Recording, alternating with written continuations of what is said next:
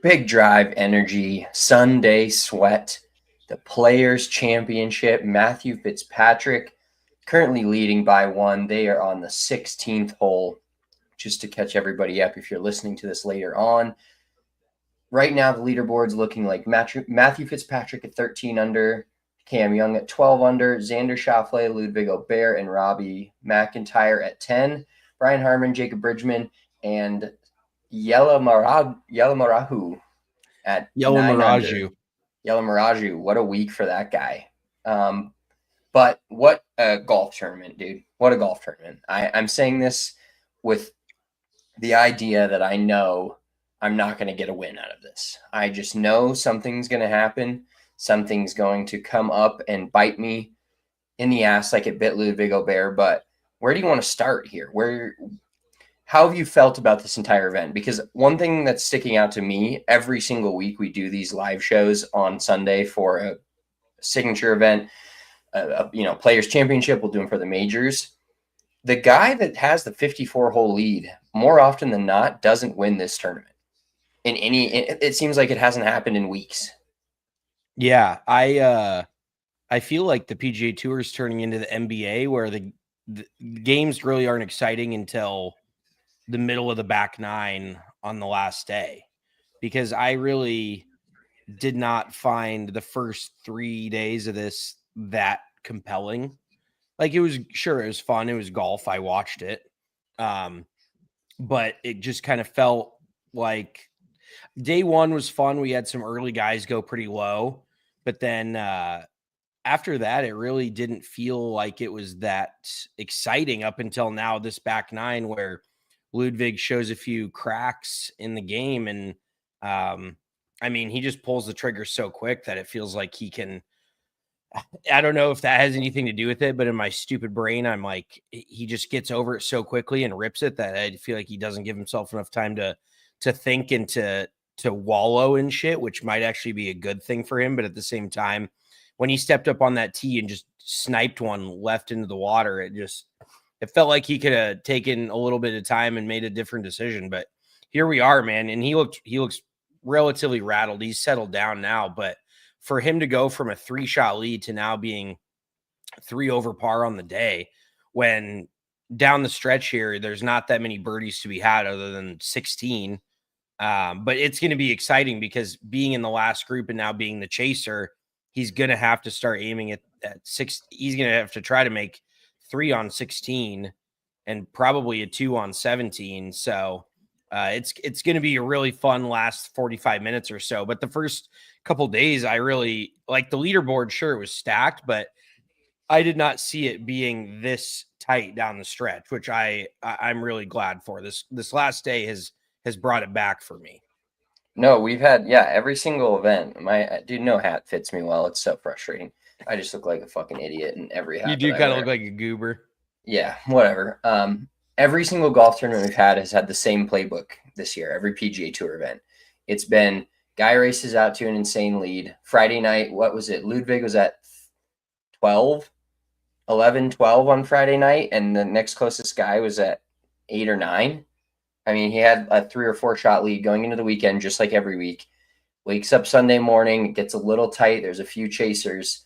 And then by the middle of the back nine, the leader's been chased down again and doesn't win. Not saying that Ludvig won't win this golf tournament, but some serious shit would have to go wrong. But that's the beauty of, I don't think all these other tournaments, yes, there's trouble on every PGA Tour event course. I'm not saying that there's not as much trouble or these courses aren't hard.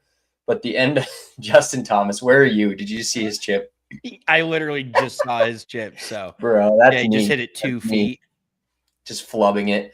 But Sawgrass truly, I mean, it's Shane Lowry made the wherever they played a couple weeks ago look impossibly hard, and not saying it's not, but it is. But any of these leaders, anybody that's in the 10 to 13 range, Fitzpatrick, Young, Schauffele, Ludvig, and Bobby Mack, the last 3 or 4 holes can easily go 4 over par, and not quite as easily go maybe 1 to 2 under is kind of the max. So it's more of, there's no chasing down to be had here at the end. if you're in the lead, it's hold on to your hats. And if you're behind them, it's like you can't really go any harder. You just have to hope that they fuck up. That's really all you can do here at Sawgrass. Yeah, you really can't press down the stretch out here because you're just going to end up making a bunch of bogeys and double bogeys. Speaking of big numbers, Michael Torbjornsson, I think he's going to be very good, and he already is very good. By the way, he uses a 10-finger grip, no interlock, no overlap. My guy. He said that in interlock grip, he's like, I simply cannot do it. It's impossible. He goes, it makes my knuckles uncomfortable. And maybe this is just the Gen Z. Is this Gen Z? Is that what this new generation is? So a little backstory. Let's take it all the way back to high school / college golf for myself and Mitchell. Mitchell definitely is more technical with golf still to this day, way more technical with golf than I am, right? I have the talent. He's got the technique. And Mitchell, I used to have a 10-finger grip, gripped it like a baseball bat until I believe my senior year of high school, junior, senior year of high school.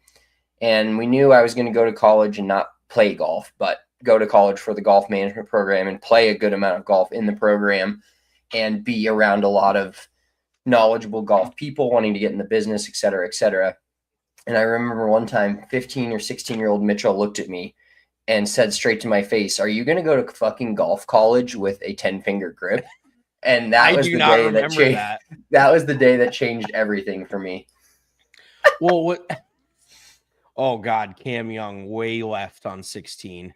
Oh, and a fried eggaroo. Oh my God, he's gonna have a 50-yard bunker shot from a fried egg. That is dead. I love that we are about on the same pace today. We are in the same. Well, do you know why? Because I'm on YouTube TV. I was pirating your YouTube TV because I was double boxing in Thunder T-Wolves as a hate watch because I honestly thought this was a snoozer.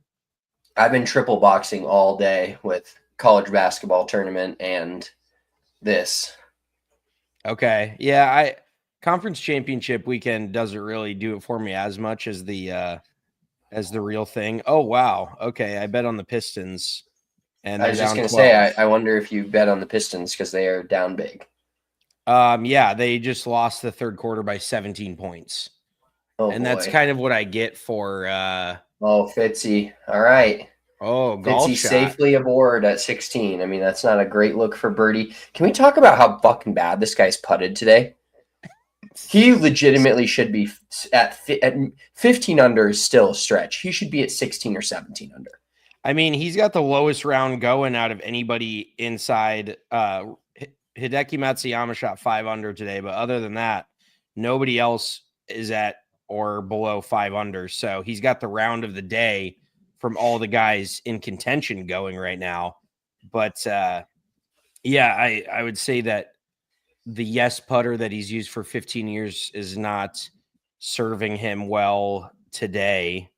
And I would say generally, like, I want to look at his stats. Like, what do you think overall this year he is strokes gained putting? Is he a good putter or a bad putter? I don't even know. He is a bad putter, actually. This is surprising. Let's say he's maybe 75th on tour strokes gained putting. He's 120th in strokes gained putting on tour this year. Oh, so he's not pretty bad. He's fucking a disaster on the greens. Yeah, I mean, he's 31st overall. He's 32nd off the tee and 20th approach, and then 119th putting.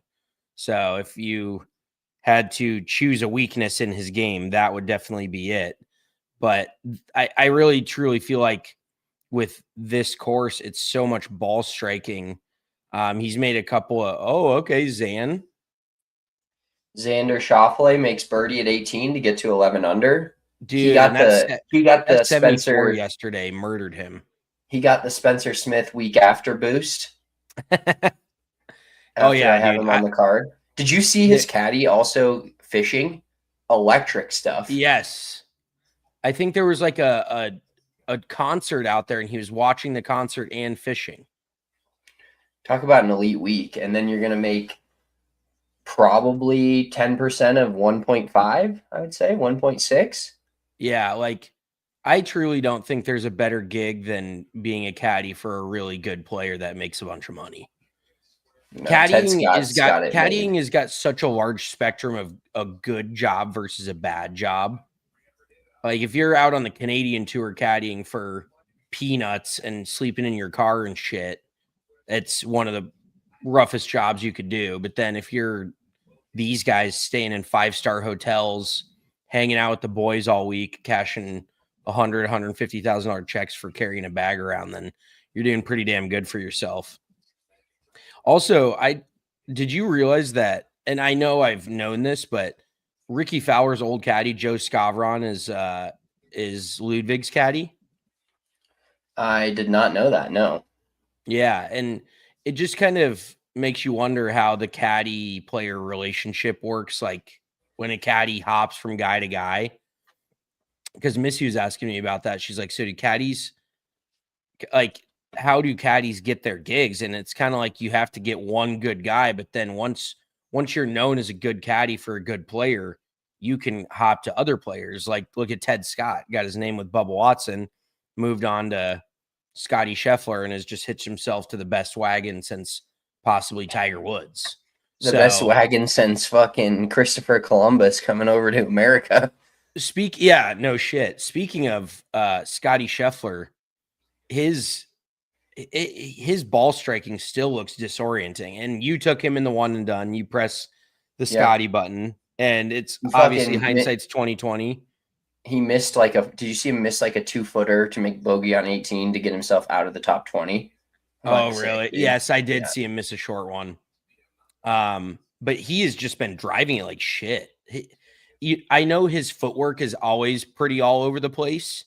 And I've seen people try to copy it, and it's just asinine. But it looks even more erratic and like he's trying to flip save it.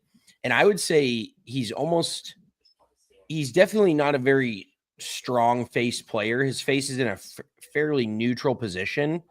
But you could just tell on some of these bigger cuts he's hitting, his upper body is just ripping open right on the start of the downswing, and he's getting that path going more to the left. And I think I watched him miss 6 straight fairways to the right on Thursday.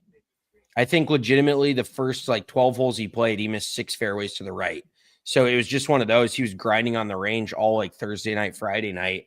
So yeah, he was he's kind of searching. He was the last guy on the range on Friday night, and it was pouring rain.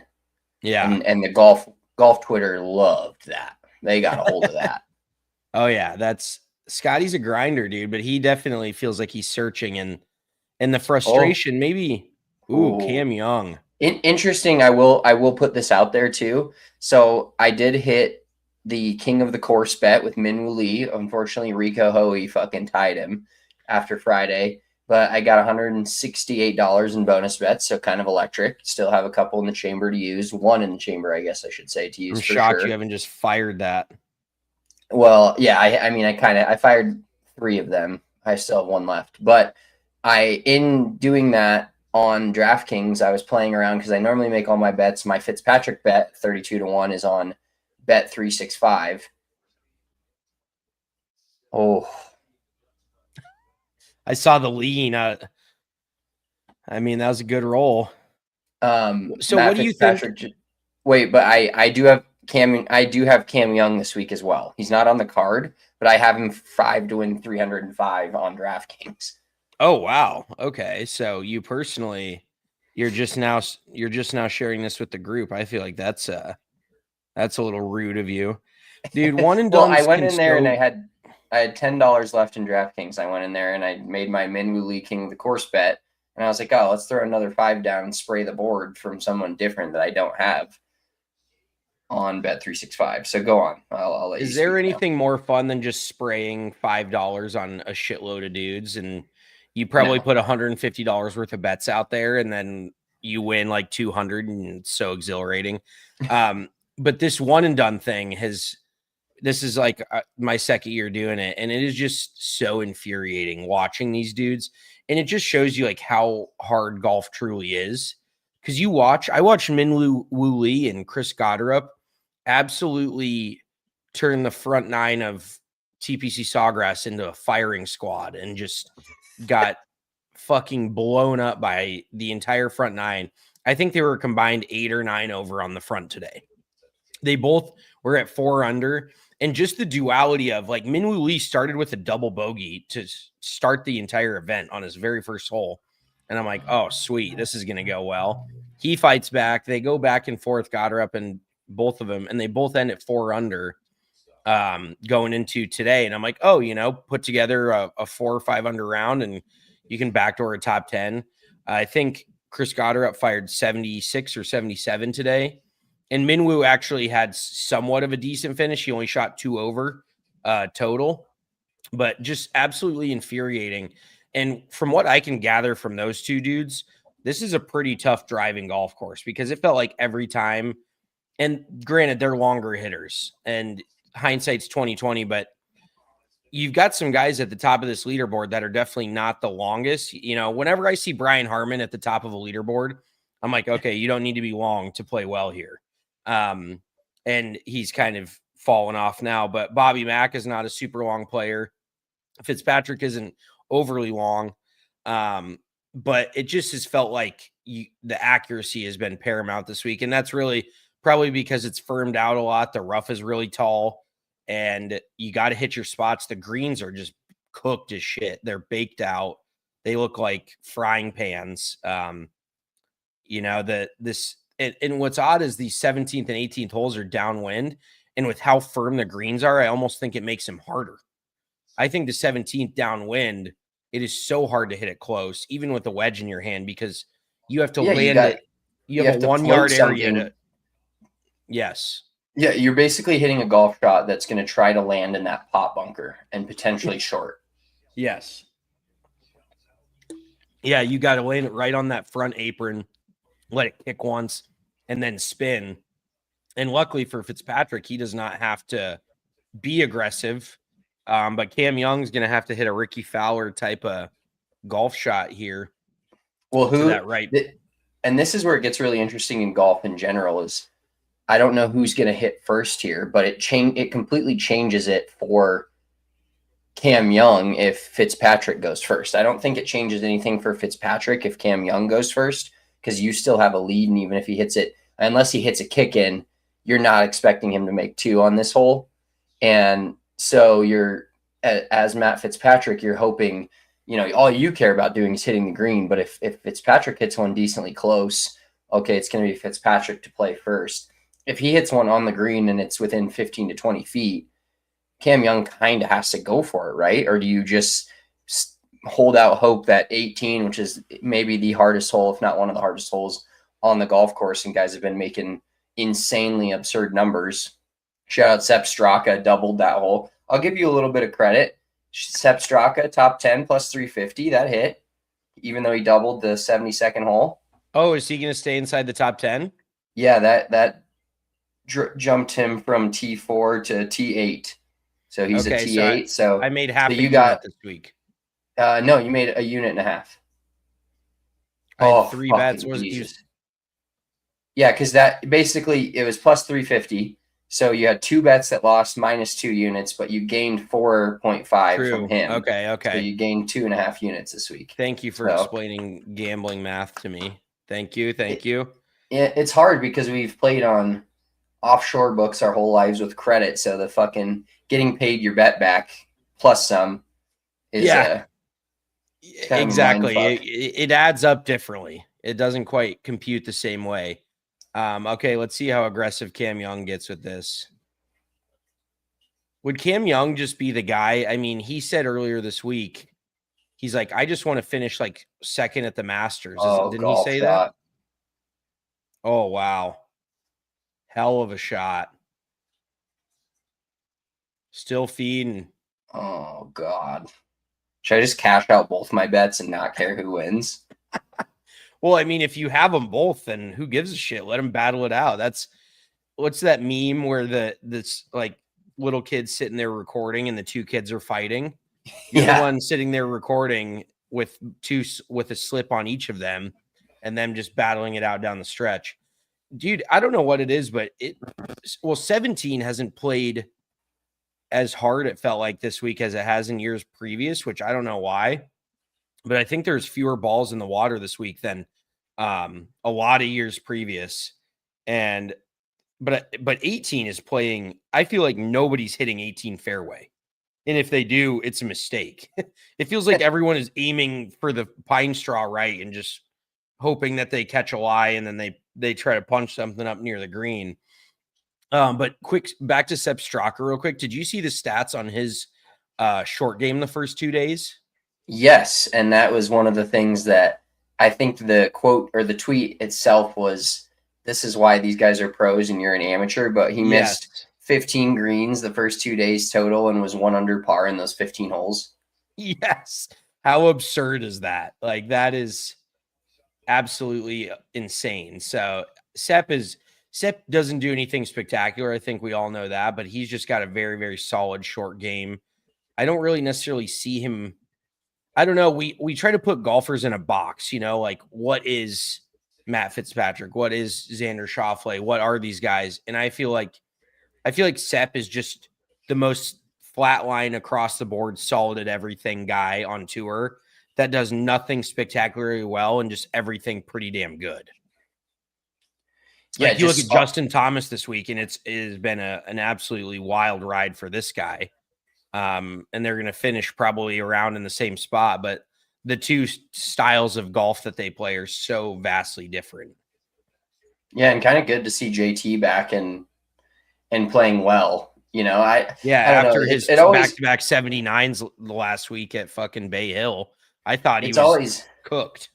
It's always asked when a guy that has the pedigree of like a Justin Thomas, and this is in the same light as a Tiger Woods. Obviously, Justin Thomas is not Tiger Woods, so don't give me that look up from your phone like, holy shit, what are you talking about? But when a guy that is a pretty popular guy on the PGA Tour, been one of the better players for the a decade-ish, they come back from these injuries and they actually come back and they're good again. It's always sad when a guy comes back from an injury. He was never the consistent, really, really good player, but like the way I feel about Will Zalatoris right now, where he's just never going to be back. Just every time he comes back and then he bails again. And Rory, as much as we love to hate on him, good to see him get through this week after withdrawing last week. And of course, knowing the Players is coming up, bailed early. And then we're going to talk about who bailed right before Colin Morikawa. Yeah, 1 hole in, bailed on the Players. Oh yeah, dude. And just like I said last week or before on our preview, I don't understand why so many people loved Morikawa. And obviously hindsight is 2020. Maybe just the iron, the ball striking in the fairway. Oh, he gave that some gas. Well, and yeah, you can tell if you've played enough golf, when somebody hits a putt and immediately like pulls the putter up and like fucking jolts it down, that they hit it too hard. Yes. Yeah, you can instantly tell by the way dudes are leaning, by their reaction, what they did. Okay, and Cam Young has been putting it much, much better than he had previously. Like it feels like he's pretty solid with the flat stick now. So I think they said from 5 to 10 feet this week he was 10 of 11. Or something like that. Yeah, he was making almost everything. He's hit more than 11 5 to 10 footers this week, if I had to guess. Maybe 4 to 8 footers. I don't know. Before we talk about what looks like going to be, so Ludvig Åberg just missed his birdie putt on 16. He's all but out of it at this point, you would think. Does this change your opinion of Ludvig at all? Because this feels very much like his Masters performance last year. Yes, well, I think him coming off of a pretty rough stretch, and I think he was also hurt towards the end of last year. I think more of him now because this is by far his best tournament of the year. So, Cam Young did it. Oh wow, let's go on the last roll. Maddie, this is America versus Britain. By the way, the tweet about the entire leaderboard being European Ryder Cuppers and Keegan Bradley like having a fever dream. Because at one point it was Fitzy, Åberg, McIntyre, Straka, Who else was up there? It was like 6 of the 7 guys on the TV were European Ryder Cuppers against one Cam Young. Dude, I honestly think that Cam Young he's becoming one of my favorite guys to watch. I just wish I hope he wins more in the future because I want to see him play more often and really like get heavily televised. But his game is just so fun to watch. He's so good off the tee. He's got that buttery tempo that everybody wishes they had, and he hits it so freaking long. But he is truly like, it feels like he's a baseball player playing golf. He does not seem like a golfer, and maybe that's why I like him. Matthew Fitzpatrick and Cameron Young could not be more on the opposite spectrums of like who seems cool and who seems like an absolute golf nerd. And not saying I don't like Fitzy, but there's just such a difference. One guy's wearing Skechers and the other guy's wearing a flat bill hat. Like Cam Young's just got so much swag to him. Okay, I can cash out. I can cash out my Cam Young bet for 12 times my bet right now. And I can cash out my Fitzpatrick bet. Well, either way, what's your full payout on each of them? I can cash out my Fitzpatrick bet for 10 times. 10 times my payout. My original payout. I would cash out Fitzy and dude, don't just ride them both. I'm not cashing them out. I'm going to ride them both. Okay. Because I'm winning now. I'm winning one of these. This is how I win. Unless they both make triple and then Xander Schauffele wins sitting in the clubhouse. Oh my God. Could you imagine that? Both of them just pump it into the water. Did you see Sepp Straka play number 18? No, I didn't. So he fucking skanks one. Like this is, if I was teeing off on this hole, I would aim. He aimed for that like right side, skanked one out there. Had to kind of punch his second shot under the trees, and it hit.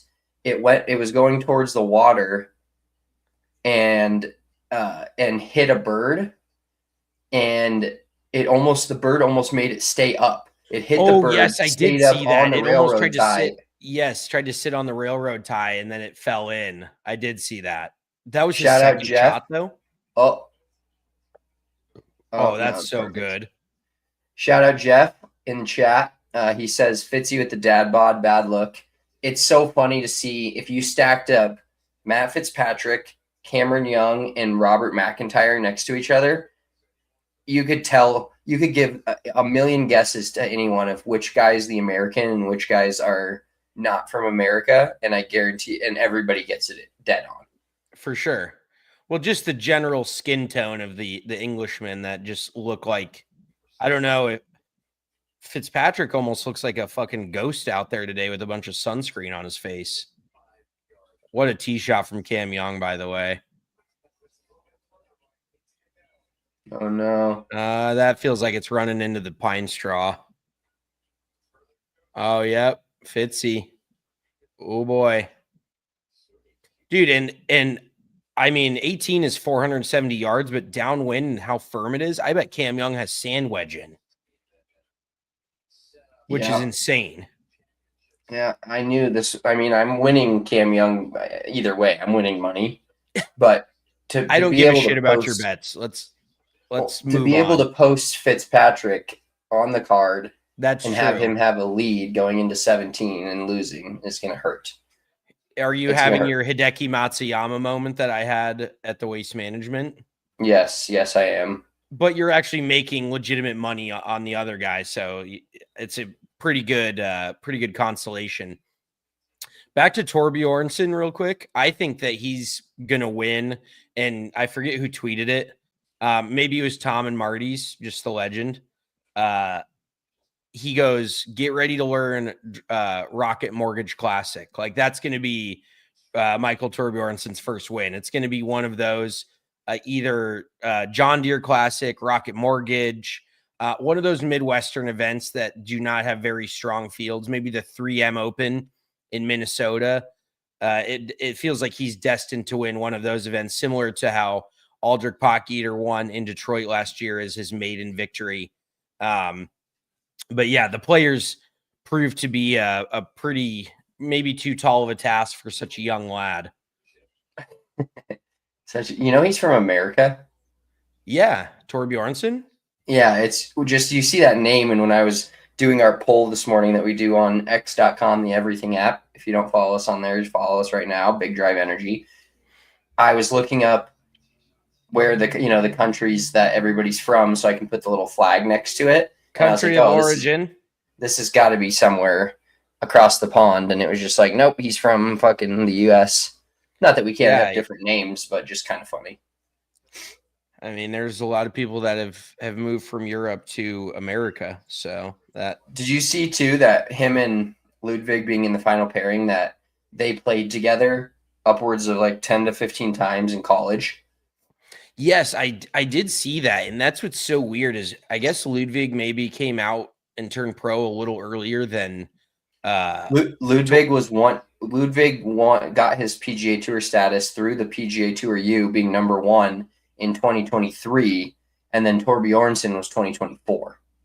Yeah, but that's what's weird is it felt like Ludvig jumped onto the scene and competed so early that he feels much older than Torbjornsson, even though they're maybe a year or two different. But Ludvig, you look at Ludvig and he looks like an adult. You look at Torbjornsson and he still looks like a kid. Yeah. Well, they were talking about how, everybody's like, oh, it's so incredible that Ludvig Åberg is so young still and could potentially win the players. And I think there's a stat that he's 26 years old. And so many other guys, there's been so many other guys that have won. Did you know Siwoo Kim's won the players? That really? How long ago was that? Like 4 or 5 years ago? I don't know, but Siwoo Kim's the youngest player to ever win the players. I think he was 21 years old and some change. No shit. That Cam Young drive, 375 yards. Oh my God, he's gonna have flip wedge in. He's gonna have 95. I mean, now if you're Fitzpatrick, you can't just lay it up, right? No, I mean he's got a gap. I don't think he's gonna try to lay it up. No, I don't think he's gonna lay it up. But I mean, like you have to hit a punch shot with the intention of hitting it relatively close. Like this is not a punch shot that you hit that you're like, oh, if I'm 15 yards short of the green, I'm in an okay spot. Like this needs to probably run. If you're hitting it perfectly, but you miss it, it's going to run through the green and past the hole, and then you're going to be behind it. Well, okay, I'll say this. I think that Fitzy's just looking to make 4, and if Cam Young somehow makes 3 here, then you doff your cap. Because there's been 6 birdies on 18 all day. It's been very, very tough. And I almost think, here's a spin zone. I almost think he's too close to the green. Because spinning it from 95 yards it's not a full swing for him. And that green is so rock hard, straight downwind.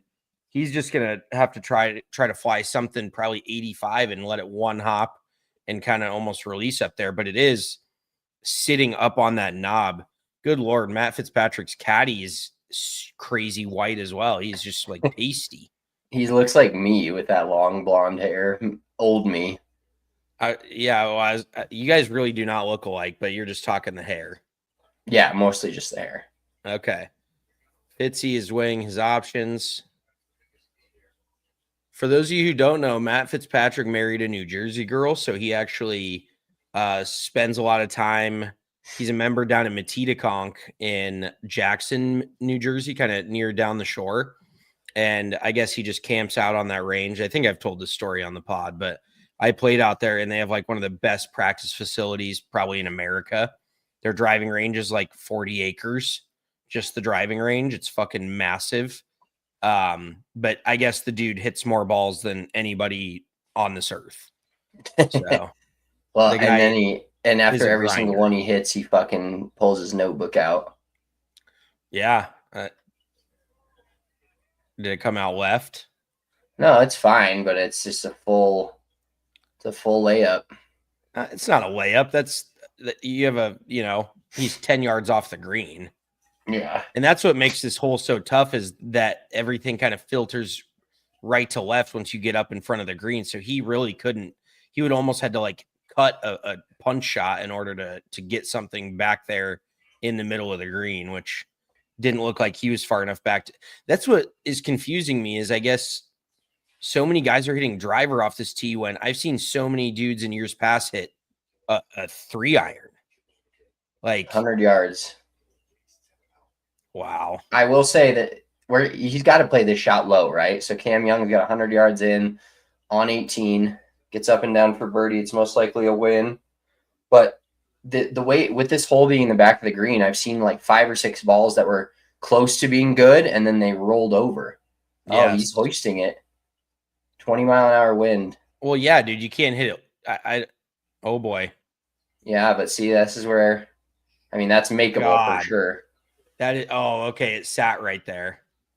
Also, we might be in for the longest Big Drive Energy podcast of all time here. You know, this is an aggregate playoff. It's a 3-hole aggregate.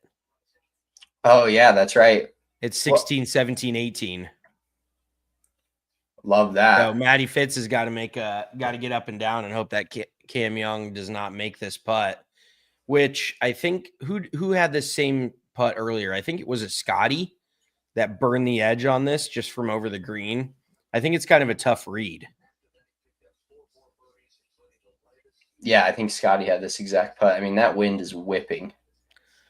Also, have we talked about Matt Fitzpatrick chipping cross-handed, which I guess you're about to see here soon? Yeah, we've talked about it a little bit. It's also hilarious that when he gets in a bunker, he's like, no, fuck that. Well, because he's not trying to hit ball first in that case. I know. That's the reason he goes cross-handed on the short shots out of the fairway, because he is so like focused on that low point being right in front of the golf ball and not hitting behind it whatsoever. But I actually heard Pete Cowan talking about it, the instructor, the famous British instructor that I think has helped Matt with his short game. And he goes, yeah, every amateur, this is actually the proper way to chip. Like you should chip short, left hand low, which I think is pretty insane. Like if you think about it, it is a great drill for people that, struggle with their chipping because they hit behind it constantly. If you go left low, you get that left shoulder down. And oddly enough, his grip looks very strong when he does it too, which is pretty wild. Okay. Oh, and he turns the club over. Oh my God. That's pretty good. Better than most. Sit. Jeff in the chat says, do you think Northern Iowa gets a play-in game? I don't think so. I think they get like a 12 seed. Actually, is that a play-in? Maybe that is. The 12, is it some 12 seeds? 12, 13? I thought it's 11 seeds that do play-ins. I know there's pretty sure there's 2 16 seed play-ins. Then I think there's maybe 2 11 seeds that play in and then 2 12s. Potentially. They didn't have that great I don't know season, the logistics surrounding the tournament. I just enjoy watching it. I was going to say Selection Sunday is live right now too, so we just get to see all these teams sitting in their school conference rooms waiting to hear. Exactly. Our Hawkeyes in the tournament, hopefully not one and done this year, but probably going to be like a 9 or 10 seed. Not great. Not a great finish to the year at all. I can't wait to watch the oldest standing tradition in college basketball where Nebraska gets bounced in the first round. Yeah, when they actually make the tournament. Yeah, I mean, they're going to make the tournament, but they're hopefully going to get bounced. Okay, Cam Young looking at his putt. So Cam Young is out indeed. Indubitably. Make or miss? I think he makes it, dude. He's been pretty nails. See, but I think all these guys think, look how far left he's aiming. And did you see Matty Fitzpatrick's ball move to the left? Oh, he kind of shoved it. Kind of pushed it out there a little. You know, one thing that's low-key sad about this, not sad, but the fact that the final grouping is not the one that is going to win this event. Oh, I totally forgot. We can't keep doing this shit. We're going to have to press pause and come back to this because we're not going to sit here and watch these guys limp home, watch Åberg and Torbjornsson limp it on in before they come back out for. Actually, they could start the playoff because it starts on 16. Yeah, they might drive him out to 16. Well, But and did you see yesterday that the PGA Tour CEO, new CEO Brian Rolapp, he was going to allow the crowd and them to move the ropes on 18 for people to walk up 18 with the leaders. But since Ludvig Åberg and Michael Torbjornsson aren't going to win the tournament, they won't do it. like Ludvig Åberg's mom just comes out and walks with him on 18 and nobody else is there anymore. It's like, you're doing great, sweetie. All right, Matty Fitz, knock it in, baby. Oh, no playoff. Yep, that makes sense. Matty. Dude, he's been putting like a dog all day. Matt Fitzpatrick has been putting so fucking bad. Like I said earlier, he's going to finish at 12 under, shot 68, played well, but that guy should have been 15 or 16 under minimum going into this last hole. That was unbelievable from him. What a victory for Cam Young, man. Cam Young, a players, and he won which other tournament did he win? The Wyndham? I thought it was a signature event, wasn't it? I'm not sure. Cameron wow, what Young. a W for Cameron Young, really cementing himself in the golf. Like, how many times have we said, is Cam Young ever going to win? Look at that head of hair too, just in man rocket. Got everything going for him. What a legend. Let's see. Let's check out his stats this week. And Mitchell's the only bet to hit again this week. Shocker. My guy has a lead going into 17 at Sawgrass, and he fucking loses. Pretty limp dick bet, unfortunately. So strokes gained off the tee, 13th this week. Approach, damn, gained 7 strokes on the field in approach this week. Ranked 3rd in the field, and then 7th putting. So the dude just did everything really, really well this week. And hell of a 4 under round. I mean, him and Fitzy both shot 4 under today, 2 of the better rounds of the day. So they both battled it out. But good for Cam Young. Like, this has just got to give him so much freaking confidence. Like, this is not winning a major, but I definitely think this kind of gives him, like, Masters, Cam Young. This is kind of the perfect springboard where you have some weeks off in between and then he can ramp back up. I might be riding Cam Young at Augusta this year. It will be worthwhile. I'm tweeting about this because I actually did pick him, which is pretty hyped. About what? Cam Young? Yeah. I mean, still like hitting a bet on a guy. I just, dude, of course, can't put it out in the ether. Can't give it to anyone. Let's go back to this real quick. That 2 on 17 that he made was nails. Absolutely nasty. Yeah. Maybe maybe the best golf shot of the tournament. I was going to say that will probably be the shot replayed, recapping this guy's victory. They're showing it right now to make, Fitzpatrick rolls into 17 with a 1-shot lead, and then all of a sudden, how the turntables, you play the last 2 and 1 under, and Matty plays him in 1 over, and there you have it. Cam Young is just so emotionless as well. Like, it looks like he's got absolutely nothing. Well, did you see the tweet today about him going to church? Yeah. Him going to church. Like, he had such a late tee time, he got to go to church today and with his whole family at TPC Sawgrass. And then another great tweet from somebody was like, I bet you that Scotty Scheffler didn't even know golf courses open this early on Sunday. Oh, shit. Well, I think Cam Young already has like 3 kids, which is pretty wild.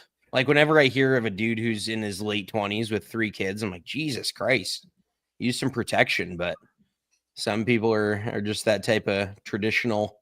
They just start popping them out as soon as they get married. So, I mean, hungry dogs run faster. Maybe that's why Cam started winning. He's like, I got a lot of mouths to feed here. So he's like, I got to get going. I mean, what is the winner get on this one? 4.5 million. I think 4.5. Yeah. Dude, did we ever find out who that one dude was on this week in his one and done? The shit I poster? think it was either Thagala. He was shit talking Thagala and also shit talking, I think, Xander Schauffele. But I'm not sure. I'd have to look again. Also, we got to talk a little bit about Yella Miraju, because he had a fantastic week. I think he is going to, at this T5 finish, make as much money, if not more, than he's made in his entire golf career, which is a young one, by the way. But an Indian kid, if you couldn't tell by his name. His family moved to Canada when he was younger, which is pretty wild. Like, he got into golf when he moved to Manitoba, which is a place that I think it snows 11 months out of the year. So not sure how you move to Canada and get into golf. But then he was a homeschooled kid and basically self-taught himself. It's kind of been all over TV and stuff when they've talked about him. But he was self-taught just watching videos of Rory and Tiger Woods on YouTube, which is pretty freaking cool. And he was homeschooled, turned pro, didn't even play college golf, turned pro at 19 and just chased it.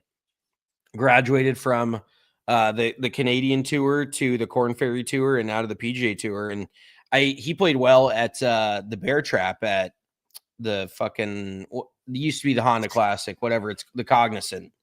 He had How was he in the Players? I know it's a dick thing to ask and say, but that's a good, I think just by like maybe the swing 5. I don't know that we're not quite the podcast to listen to if you want to know how guys get into events, because it's such a clusterfuck now that I don't know how anyone gets anywhere. But I would say that was one of the few guys in this field that I was like, who is this guy? And I saw somebody tweeted, they're like, I'm sorry to be rude, but who the hell is this guy? And that's what I think everybody was kind of feeling. But lefty, and he putted his ass off today. He made like 2 or 3 30, 40 footers coming down the stretch on the back 9. So really cool for him. And that just goes to show you, perfect example of, if this is a 70 guy event, a signature event, he's not in the field. There's a couple guys up there that wouldn't have been in the field. Also, I got to mention Max Grieserman. Did you see what happened to him? No, I did not. So I got to find him on the scoreboard, because he was actually leading the event through the front 9 of Thursday. He was 5 under par. And I think, he got cut at 9 over.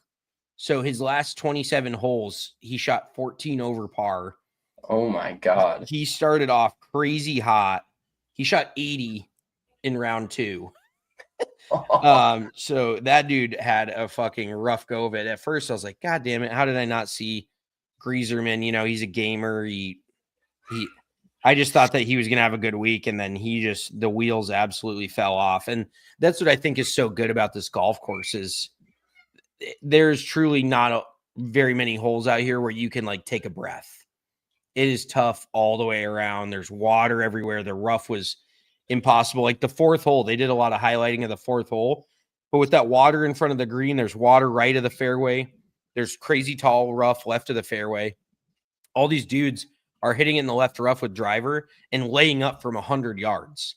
They're chipping out from 100 yards. That was where Torbjornsson made the quad today, was on 4, and he was literally 108 yards away from the hole and laying up. Basically, if you miss any of these fairways, I feel like every week they say that when it's a tougher golf course in the PGA Tour, they're like, they missed fairways this week, they're really in trouble. But I think this is the first time we truly saw it in full force of like missing the fairway causes you some serious hell. If this was ever to be compared to a major, the one thing I would give it is the rough. And the greens were not even like lightning fast for relative to last week, who Smiley got stuck talking to Matty Fitz. At least he didn't run off and reject Smiley's interview.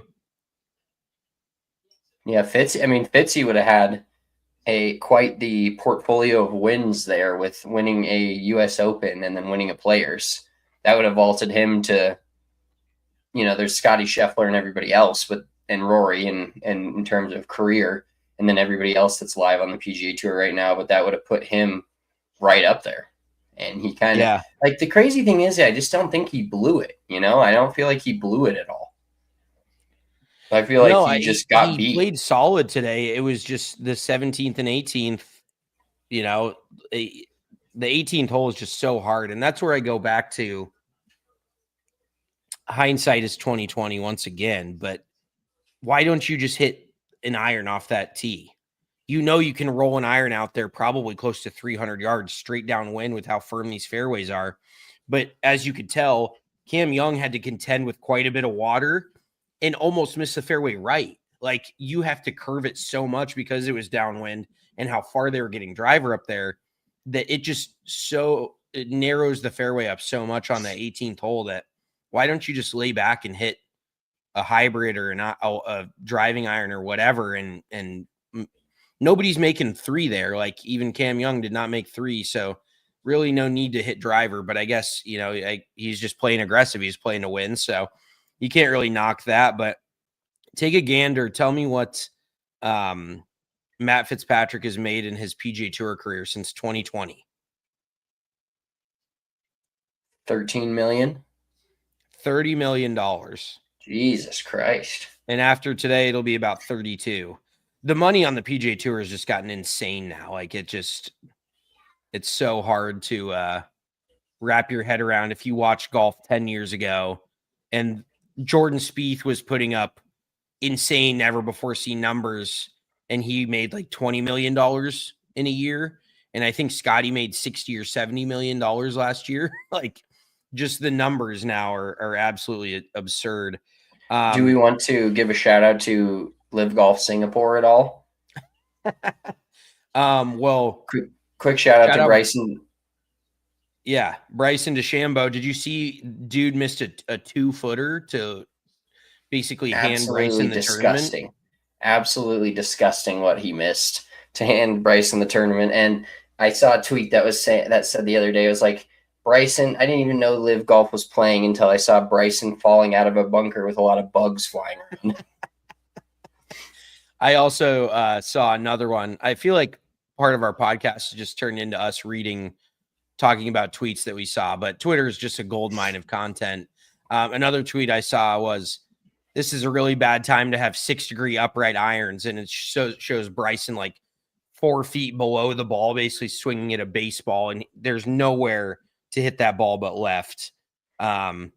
So pretty funny. How much money do you think Cam Young has now made on the PGA Tour? He's been on the tour since what, 2021 probably? 2022. 2022. Yeah, he's got 3 kids. I would say Cam straight Young. into dad mode for him.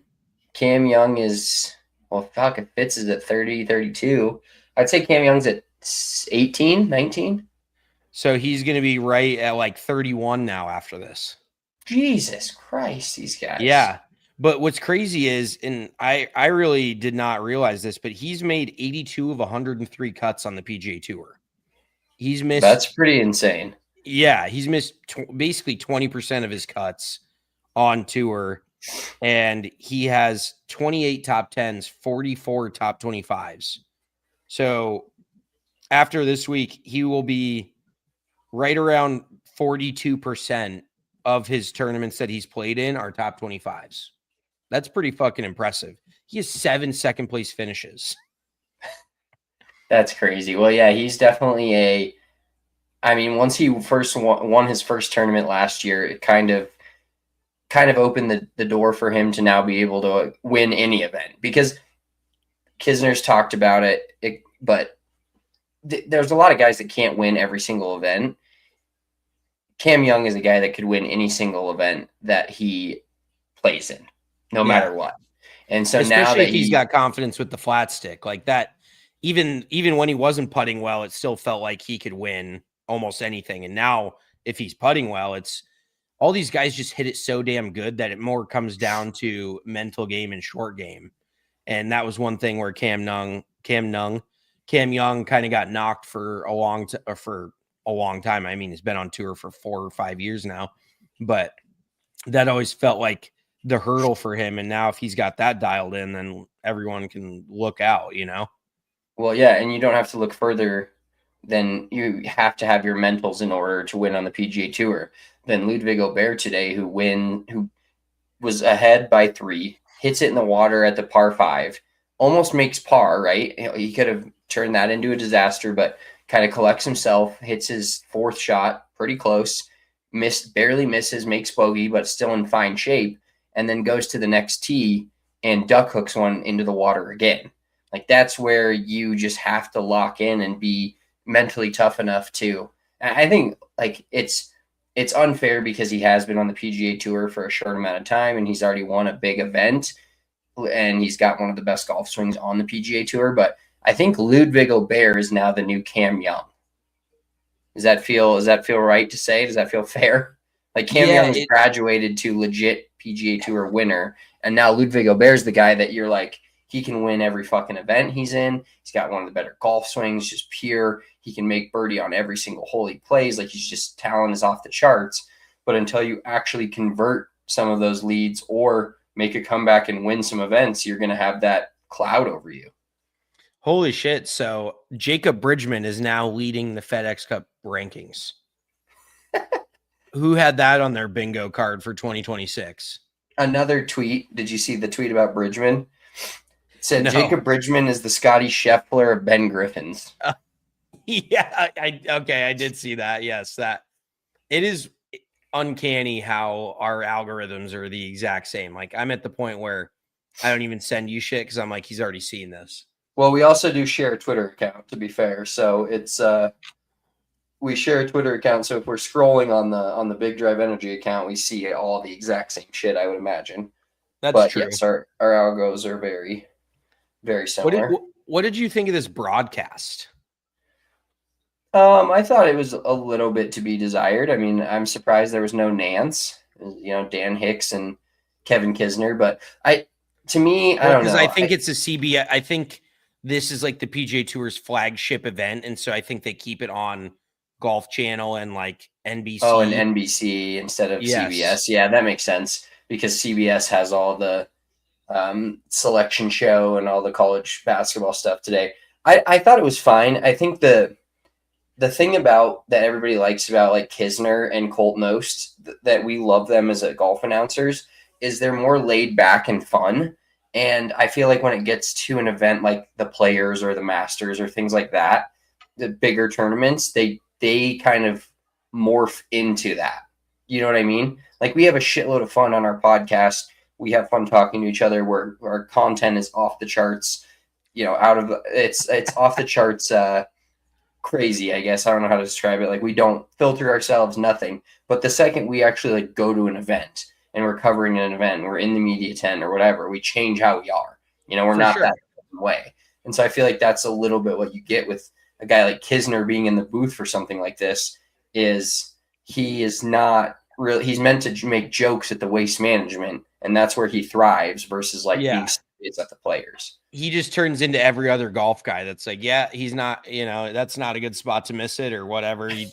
He kind of gets neutered a little bit with some of these events where it's meant to be more serious. And that's where you just want to have Nance. Nance is just the legendary guy in the booth. And somehow his voice just adds more gravity to a tournament, to a situation. Like, I hate to say it, but the Players being like on Golf Channel and shit, it's a little Mickey Mouse to me. So like the Golf Channel is just fallen off so much, where I used to think the Golf Channel was the fucking best. And now it's just like reruns of Gary's 5 clubs or bullshit. And then Smiley Kaufman, on the set, but we got a comment. Did y'all see his drive on the 17th or 18th? Missed it, but everybody's talking about it. Long carry or just good placement. Mason, I'm assuming you're talking about Cam Young, and his drive on 18 was obliterated. It was perfect. Yeah. It was a draw. Started right center of the fairway and drew. Never had a chance of going in the water, but also never had a chance of being in the rough. And he had 100 yards in on one of the holes that everybody was making a complete joke of all day. Yeah, it was just it really never had a chance of missing the fairway. It was the perfect tee shot. So, damn, he's got like a 4-year-old. They started early. One other note that we didn't already discuss, Cam Young, for example, like Fitzpatrick, Cam Young, we watch all these guys on the sixth tee box hit underneath that tree this week, and they control their trajectory so perfectly. Like, and hardly any of them miss that fairway because it's so hard to hit it super far offline when you're trying to hit it low. And it just makes me wonder why. And this is a stupid thought because I'm not as physically capable as these guys. Why do they not just hit that 30-foot high crop duster all the fucking time? If they never miss a fairway, like Cam Young is hitting it 310, and that's obviously not his full yardage, but 3 to 310 in the middle of the fairway every week, every golf hole is going to serve you pretty fucking well. So it's like, why doesn't he just do that everywhere? And there's so like Matt Fitzpatrick is another guy that hits his driver relatively low anyways, but then you see these guys launching it so high and missing all these fairways. You're like, why don't you just hit it low and control it, control the trajectory, control the spin, and hit more fairways? So that was just one thing that I've wondered about is like, what his kid hurt his knee on the green. They're trying to do an interview, and his kid's like, "Oh, I got a boo-boo." Kids truly do not give a fuck what's happening around them. That's just all about them. No, they do not care. I can. Ooh, they're raising the American flag. Good for them. No Swedish flags up in here. No European flags up in this motherfucker. Cameron Young, the winner of the Players. Hell of a win. Hell of a win for. Dude, just zero emotion out of the guy. He just doesn't. Just another day at the office for him. Do you have anything else? Do we have anything else to discuss? I don't. I mean, kind of a heartbreaker, obviously, for me, putting Matty Fitz out there and not winning. But what do we have coming up? What's next week? I know we got, obviously, the Masters in 2 weeks. Next week is the Valspar. You're going to be there, right? Oh, yeah, I totally forgot. I'm going to the Valspar on Friday. I was about to say, go ahead. I'm sorry. We got a Valspar preview coming at you guys on Wednesday. Mitchell will be. I'm traveling Wednesday, so maybe a different day. Maybe a different day. Mitchell's dog fucking us again with his travel. But we will have Tuesday. We'll have a Big Drive Energy show for you later this week, previewing the Valspar Championship. Mitchell will have some content from Florida. Are you going to play golf down there at all, or are you just go to the Valspar? Play a couple rounds and then go to the Valspar on 17. On 17. I literally am reading Twitter right now and just read the number 17 on Friday. My God. I will be on. Well, you could be on 17 all day. I don't know what you're doing. Yeah, what is the no? The 17th hole is really not that much to write home about. We usually post up on the par 4 on the back nine. I think it's like 13, and it's got the Hooters tent. There's no actual Hooters there. It's just wings and beer. It's like all you can eat and all you can drink. So it's a pretty good deal. Sounds like the spot. When I say that I go there for the wings and the beer, I mean it, because there's no Hooters to be seen. They don't have their outfits on out there. Oh, we got a little Ludvig interview. He seems like he's in relatively good spirits. All the bettors, sure, are pissed off about that. Oh, yeah, they're livid. I wonder if anybody had Cam Young in our one and done. Did you check that? Did you see that? I have not yet, but I assume some lucky ass has Cam Young. I mean, just the fact that everybody had Morikawa is so satisfying to me after my Jake Knapp situation from 2 weeks ago. Yeah. I feel so vindicated. Right, 100%. Our buddy Oliver had Rory last week, who WD'd, and then had Morikawa this week. Mason, we did answer your question, by the way. It was on 18. 17, he hit it close. Cam Young hit it close and then made the putt. and then 18 he hit it 375 right down the middle. So actually, I just saw that was the longest tee shot hit on that hole in the ShotLink era. So Jesus. Yeah, he picked the best time to hit the best tee shot on the hardest hole on the golf course. Do you think he still hits that tee shot if Matt Fitzpatrick hits first and hits it into the pine straw like he did? Or do you think he changes? No, I bet that's hard to say. I think he hits the same thing. I mean, he's a drawer of the ball, so it really suits his eye either way. But I don't understand the driver play really from either of them. I guess who was going to blink first type of thing. One guy sees the other guy hit driver, they're going to hit driver, but clearly it ended up cooking Matt Fitzpatrick. So Cam Young is just such a freaking good driver of the ball, dude. And straight downwind, setting up for a draw. It was always Cam Young. It was always Cam Young. Oh, that's great. Well, shout out to Cam Young, Players Champion. We'll be back later this week with another episode of Big Drive Energy, previewing the Valspar for you. Mitch will be down in Florida. We appreciate you all tuning in. Make sure you give us a like and subscribe on the channel if you're watching this on YouTube. If you're watching this if you're listening to this audio version, make sure to give us a thumbs up on whatever platform you're listening to. Appreciate you all tuning in. Follow us on all the socials. We'll be back this week.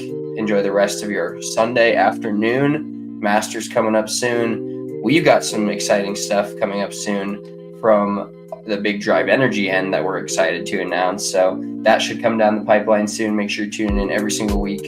Sundays on Signature Sundays or Major Sundays, Mondays and Wednesdays every other single week. We'll talk to you on Tuesday or Wednesday. Peace.